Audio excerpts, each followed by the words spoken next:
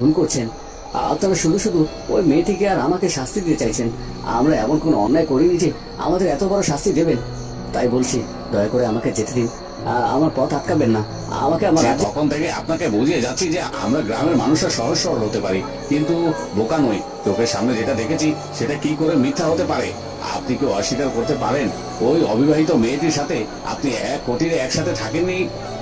দেখুন, আমার শরীরটা বড্ড খারাপ ছিল, আর তাই তো কষ্ট করেছেন। শুধুমাত্র এতটুকুই, এর বেশি আর কিছুই না। দেখুন, আপনি যাই বলুন না কেন, আমরা আমরা গ্রামের মানুষরা সবাই জানি যে আপনি মেয়েটির সাথে এক কুটিরে ছিলেন। আর এটা জানার পর ওই অবিবাহিত মেয়েটি কি আর ভালো কোথাও বিয়ে হবে? কোথাও বিয়ে হবে না। আর তাই আপনাকে ওই মেয়েটির দায়িত্ব নিতে হবে। এই লোকজনগুলো তো কোনোভাবেই আমাকে বিশ্বাস আমার বিবাহ দিতে চাইছে, কিন্তু সেটা কি করে হতে পারে? আমি তো আমার ফুলকুমারীকে ছাড়া অন্য কাউকে বিবাহ করতে পারবো না। কিন্তু এদেরকে তো আমি কোনোভাবেই বোঝাতে পারছি না। কি করব এখন আমি? দেখুন, অনেক হয়েছে, আর এত কিছু চিন্তা ভাবনা করা লাগবে না।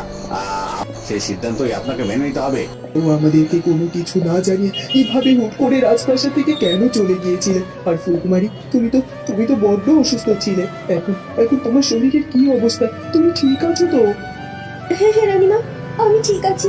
আপনি এত চিন্তা করবেন না, আমি সুস্থ। হ্যাঁ হ্যাঁ ফুলকুমারী, তুমি সুস্থ হয়ে গেছো, কিন্তু কি করে সুস্থ হলে? এত বৈদ্য কবিরাজ দেখানো হলো, কিন্তু তারা তো কোনোভাবে তোমাকে সুস্থ করতে পারলো না। সবাই বললো তোমার উপর নাকি কালো জাদু করা হয়েছে। তাহলে কি করে সেই কালো জাদুর প্রভাব থেকে মুক্তি পেলে তুমি? না না, এখন মাকে সবকিছু বিশ্বাস হবে না। তাছাড়া রাজকুমার চন্দ্রকুমারকে দেখতে পাচ্ছি, সে বড্ড চুপচাপ আছে। তার শরীর হয়তো বড্ড ক্লান্ত। আগে কক্ষে গিয়ে বিশ্রাম নিতে হবে। বিশ্রাম নেওয়ার পর না হয় আমি আর রাজকুমার মিলে মাকে সবকিছু বুঝিয়ে বলবো। কি হলো কি ফুলকুমারী, তুমি চুপ করে আছো কেন? বলো। আর তাছাড়া রাজকুমার, তোমার কি হয়েছে? তুমি এইভাবে চুপ করে আছো কেন? তোমার শরীর ঠিক আছে তো? আসলে মা, আমাকে ক্ষমা করবেন। রাজকুমার আসলে একটু ক্লান্ত, ওর একটু বিশ্রাম নিতে হবে। তাহলে শরীরটা ঠিক নিয়ে গিয়ে বিশ্রাম করানোর পর ওর সাথে কথা বললে ভালো হবে। ওদিকে ফুলপরীকে তার নিজের কুটিরে ফুলের সাজে সাজানো হয়। দেখো তুমি, তোমাকে কি সুন্দর লাগছে দেখতে। দেখুন, আমি বুঝতে পারছি না আপনারা আমার সাথে কেন জোর করে এমনটা করছেন। আমার মনে হচ্ছে আপনাদের কোথাও ভুল হচ্ছে। আপনারা আপনারা আমাদের অমতে গিয়ে সবকিছু করছেন, আর এটা বড় অন্যায়। এরকম অন্যায় করবেন না। আপনাদের তো আগে জানতে হবে যে এই বিবাহে রাজকুমার, আমার তো মনে হয় উনি কিছুতেই বিবাহে রাজি নয়। রাজকুমার প্রতাপের বিয়েতে রাজি হোক আর না হোক, সেটা আমাদের কিছু আসে যায় না।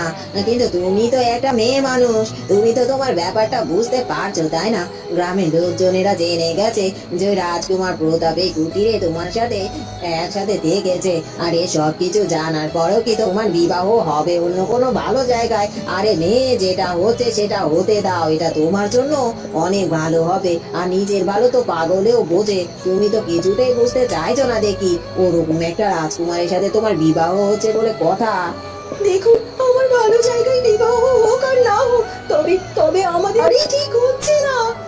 দেখো মেয়ে, এত কথা বলো না তো।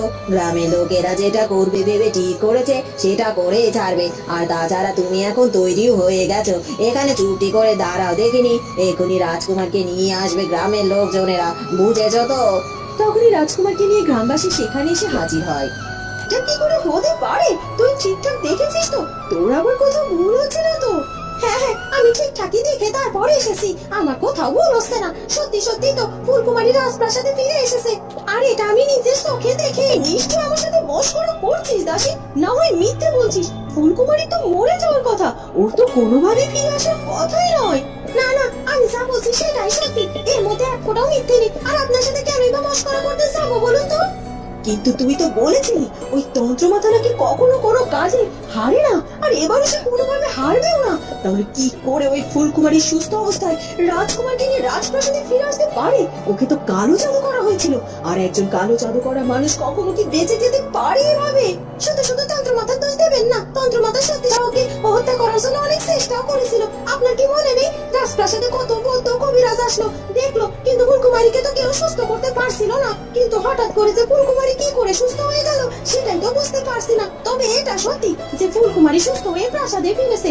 আমার তো মনে হয় সত্যি সত্যি ওই ফুলকুমারী নিশ্চয়ই কোনো জাদু জানে, না হলে কি করে ফিরে আসতে পারে? ওর তো এতক্ষণে মরে যাওয়ারই কথা ছিল। বুঝতে পারছি না, আমি কিছুই বুঝতে পারছি না। আমি এবারও এভাবে ব্যর্থ হয়ে যাব। ভাবছি অন্য কিছু, ওর তো কই মাছের প্রাণ, ওকে মারার জন্য এত কিছু করছি, কিন্তু কোনোভাবে আমি ওকে মারতে পারছি না। আমার তো মনে হয় সারা জীবনেও নিশ্চয়ই আমি কখনো ওকে মারতেও পারবো না, এমনকি ওর কোনো ক্ষতিও করতে পারবো না। আপনি কাঁদছেন কেন? আমাকে খুলে বলুন, আপনার কষ্ট যে আমি সহ্য করতে পারি না রাজকুমার। আসলে ফুলকুমারী, আমি তো ভীষণ ভয় পেয়ে গিয়েছিলাম। আমি ভেবেছিলাম তোমাকে হয়তো বা আমি আর ফিরিয়ে আনতে পারবো না। তুমি বুঝে আমাকে ছেড়ে চিরকালের মতো চলে যাচ্ছ। বিধাতার অশেষ দয়া, তাই তিনি তোমাকে সুস্থ করে দিয়েছে। তোমার যদি সত্যি সত্যি কিছু হতো, সেটাই তো আমি ভাবতে পারি না। না না রাজকুমার, আমার কিছুই হতো না। আপনার ভালোবাসা আমাকে আপনার কাছে ঠিক এভাবেই ফিরিয়ে দিত।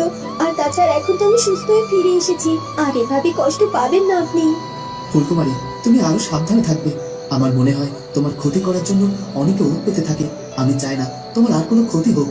আমার কিছুটি হবে না রাজকুমার, আপনি তো আমার পাশে আছেন সবসময়, তাই না? আর তাছাড়া পিতামশাই নাকি মন খারাপ করে বড্ড চিন্তিত অবস্থায় আছে। আর রানীমার সাথেও কথা বললেন না। এখন একবার কি তাদের সাথে কথা বলে আসাটা উচিত নয়? কারণ আপনাকে আপনি এত রাতে এখানে এসেছেন যে বুঝতেই পারছি যে আপনি আমার সাথে কথা বলার জন্য এখানে এসেছেন, কিন্তু মন্ত্রী মশাই, আপনার সাথে তো অনেক আগে থেকে আমার সব কথা হয়ে রয়েছে। তাহলে আবার কেন এত রাতে আপনি অত দূর? কোনো অঘটন ঘটেনি তো? অঘটনা ঘটলেও আমার মনে হচ্ছে এবারে রূপনগর রাজ্যের জয় করাটা এতটা সহজ হবে না।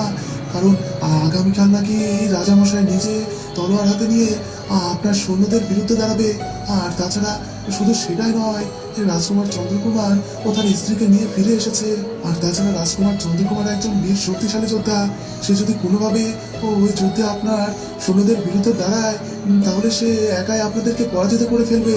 আর মহারাজ তো তার সাথে আছেনই। আর সেই খবর আপনাকে দেওয়ার জন্যই আমি এসেছি। কি বলছেন কি মন্ত্রী মশাই? রাজকুমার চন্দ্রকুমার তাহলে ফিরে এসেছে, খবরটা দিয়েছেন। তাহলে এবার আমি আমার বিশেষ শক্তিশালী সৈন্য সামন্তকে আরো দ্বিগুণ পরিমাণে পাঠাবো, যাতে করে রাজমাতা, আমার পুরস্কারের কোনো কিছুর দরকার নেই। আমার শুধুমাত্র দরকার ওই রূপনগর রাজ্যের রাজা হওয়া। আর এই কথাটা আপনি ঠিক রাখবেন তো, যে আপনি ওই রাজ্যকে দখল করে রাজ্যের রাজা আমাকেই বানাবেন? আমি যেহেতু আপনাকে কথা দিয়েছি যে ওই রাজ্য জয় করতে পারলে ওই রাজ্যের রাজা আমি আপনাকে বানাবো, এ নিয়ে আপনার কোনো চিন্তা নেই। এখন আপনি আসতে পারেন।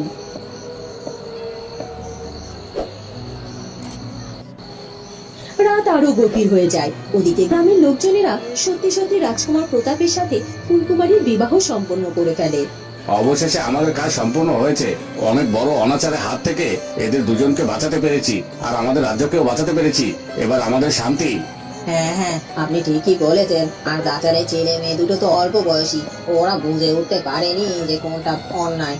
আর যাই হোক, তবে অন্যায় পথে যাওয়ার আগে আমরা সব টের পেয়ে গিয়েছিলাম। আর এখন ওদের বিয়ে হয়েছে, এটা ভালো হয়েছে। আর তাছাড়া ওদের দিকে একটু ভালো করে তাকিয়ে দেখো, কি সুন্দর লাগছে এদের দুজনকে দেখতে, একেবারে যেন রাত ছোট। খুব মানিয়েছে, তাই না?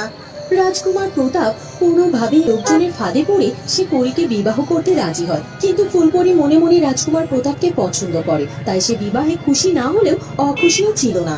রাজকুমার প্রতাপ, আমি জানি না এই ব্যাপারটা ঠিক হলো কিনা, তবে আমার কেন জানি না মনে হচ্ছে আপনার সাথে আমার বিবাহটা হয়তো এভাবে আমাদের দুজনের বিবাহ হয়েছে।